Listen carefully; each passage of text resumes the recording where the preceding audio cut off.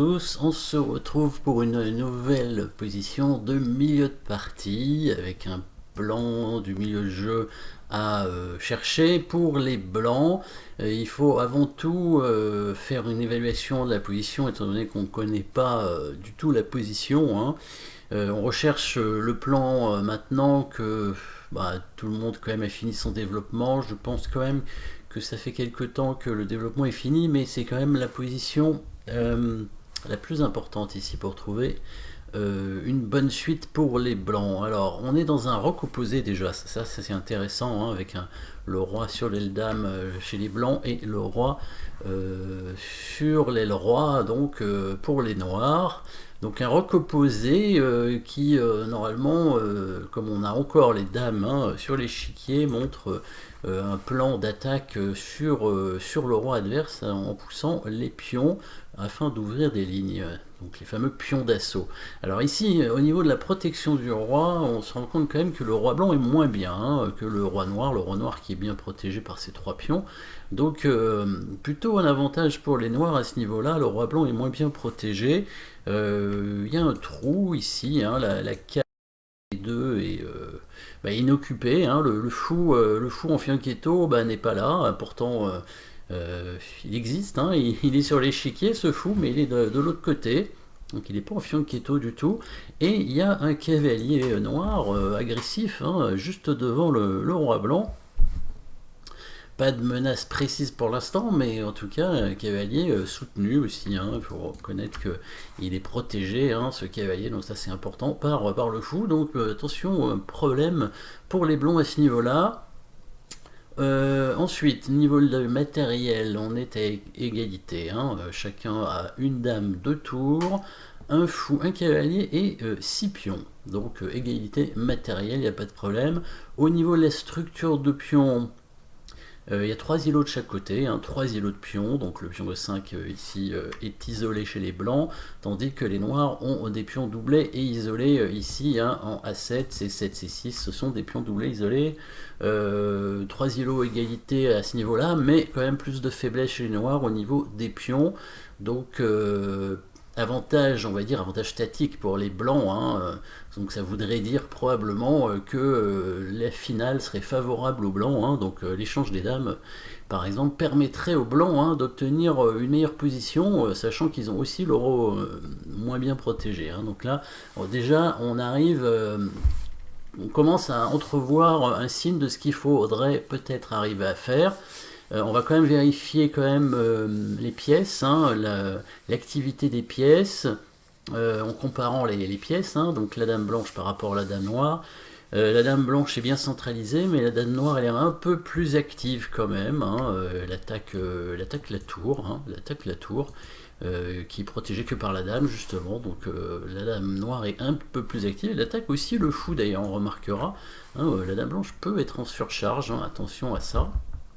La tour et le fou ne sont protégés que par la dame blanche, donc la dame blanche qui joue un rôle défensif, tandis que la dame noire est plus active. Donc ça s'équilibre, on va dire, mais la dame noire est quand même placée d'une façon plus intéressante, hein, quand même. Hein. C'est mieux d'être actif que d'être passif.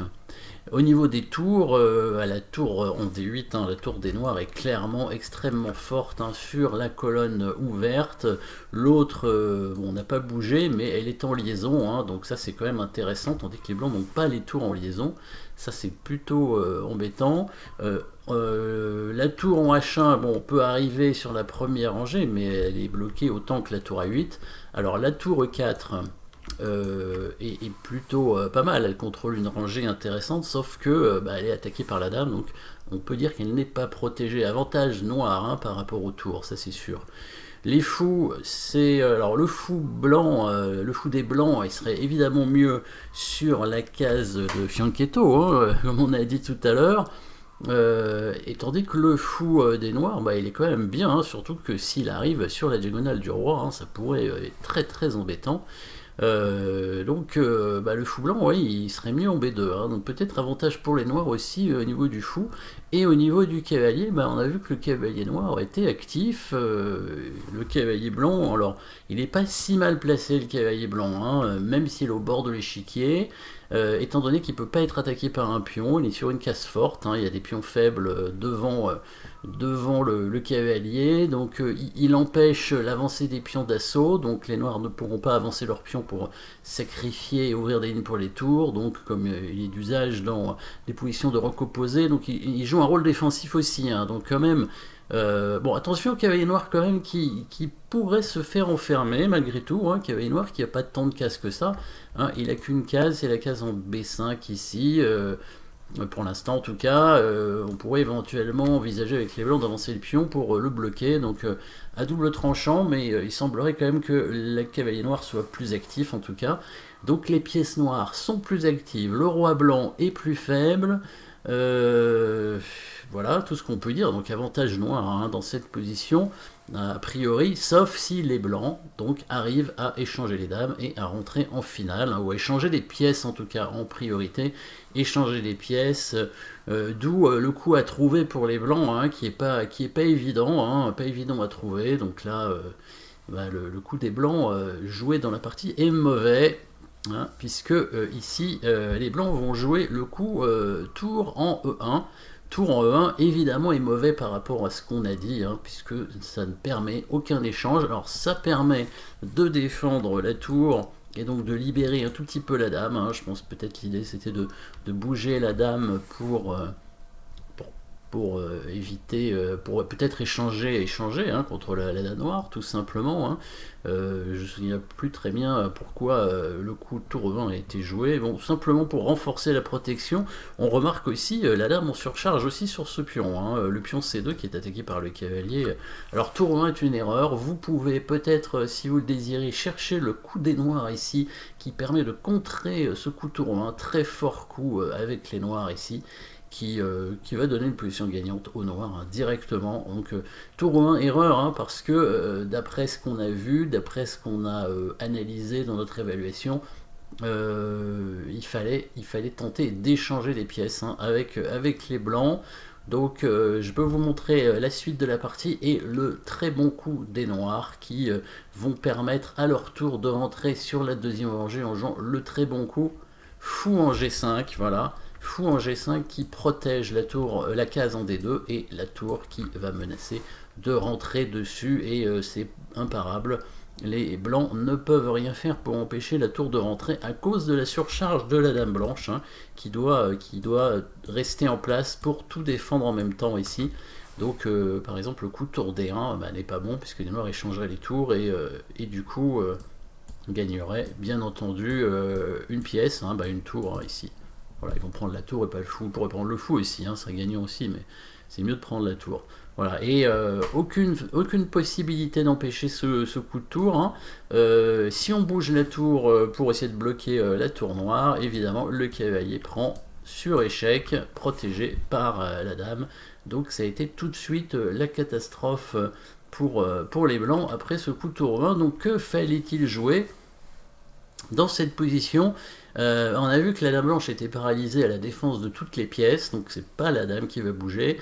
La tour en fait en E4 ne peut pas bouger non plus hein, à cause de l'attaque sur le pion C2. Hein. On a vu qu'il y avait la dame hein, à travers la tour qui attaque ce pion hein, avec le cavalier aussi, donc position vraiment défensive pour les blancs, mais une possibilité quand même pour échanger une pièce dans cette position. C'est comme ça qu'on trouve la bonne suite, le bon coup, le bon plan pour les blancs qui est d'échanger les pièces pour essayer de restreindre l'attaque de l'adversaire et de rentrer en finale. Hein. En finale, les blancs pourraient avoir l'avantage.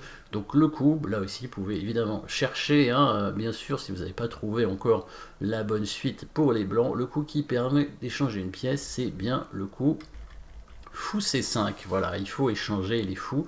C'est le fou des noirs est meilleur que le fou des blancs parce que le fou blanc était mal placé. S'il avait été en B2, ça aurait été satisfaisant pour les blancs suffisamment parce que le roi aurait été protégé, le cavalier était attaqué, mais c'était pas le cas, on n'avait pas le temps de l'y amener. Hein.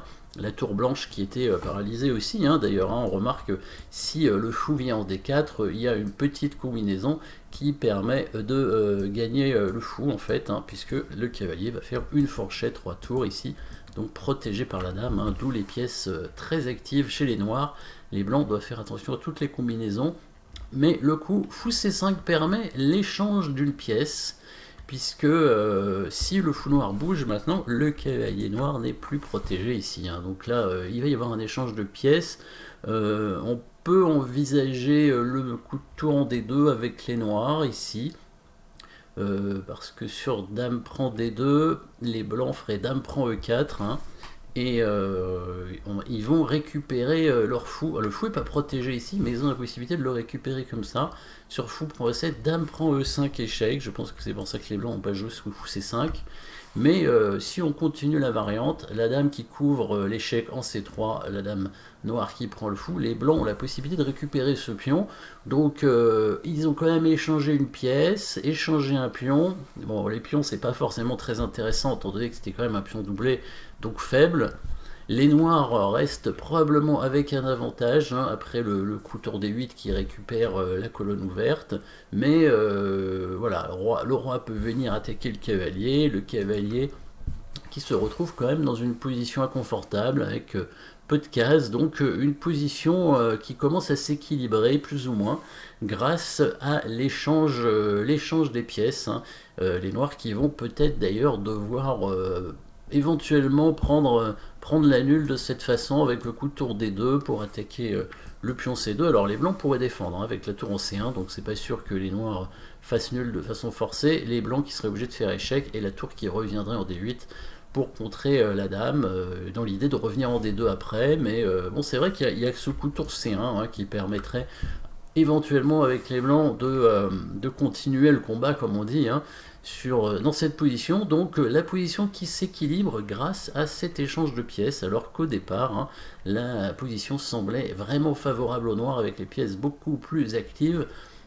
Le fait d'échanger une pièce va simplifier, va équilibrer un peu la position, et les noirs qui devront faire attention donc à la fin à leur structure de pion qui est quand même endommagée sur l'aile dame.